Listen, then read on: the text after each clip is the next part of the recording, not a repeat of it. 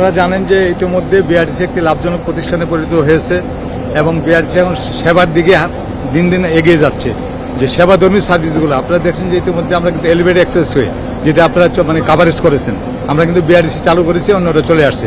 পর্যটন সার্ভিস চিটাগাঙে চালু করেছি, আমরা মেট্রো রেলের সাথে কানেক্টিভিটি দিয়েছি, আমরা সীতাকুণ্ড ইপিজেডের সাথে অর্থাৎ শ্রমজীবী মানুষ এখানে যেহেতু বিদেশ কর্মীরা বিদেশিরা আমাদের রেমিটেশন যোদ্ধা, তারা কিন্তু এখানে আসে এবং তারা লাগেজ নিয়ে এবং বিভিন্ন বিভাগে পরে গাড়ি তারা তেমন পায় না।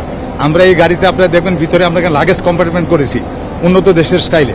তো তারা কিন্তু এখানে 40 কেজি 50 কেজি লাগেজ নিয়ে কিন্তু তারা গাড়িতে উঠতে পারবে এবং আমরা বিমানবন্দর স্টেশন যে রেল স্টেশন থেকে আমরা জসীমউদ্দিন হয়ে গোলচত্বরটা ঘুরতে থাকবো। আমাদের বর্তমানে আমরা 2টা গাড়ি আজকে রেডি করেছি, চাহিদার প্রেক্ষিতে আমরা গাড়ি বানাইতে পারবো। আর সবচেয়ে বড় কথা হলো আমাদের বর্তমানে আমাদের নিজস্ব কেন্দ্রীয় কারখানায় আমাদের ইঞ্জিনিয়ারদের মাধ্যমে আমরা এই গাড়ি প্রস্তুত করতেছি। ওদের ভবিষ্যতে আমরা কিন্তু নিজেরাই গাড়ি বানাবো, আমাদের বিদেশ থেকে আর আমদানি করতে হবে না। আমরা সেই দিকে যাচ্ছি। মাননীয় মন্ত্রী আমাদেরকে প্রতিনিয়ত নির্দেশনা দিচ্ছেন, প্রতিনিয়ত আমাদের তত্ত্বাবধান করতেছেন, প্রতিনিয়ত শৃঙ্খলার মধ্যে নিয়ে আসতেছেন। বিআরটিসি বর্তমানে একটি সুশৃঙ্খল সংস্থা এবং লাভজনক প্রতিষ্ঠান, ওদের ভবিষ্যতে আরও সেবা দেবো আমরা।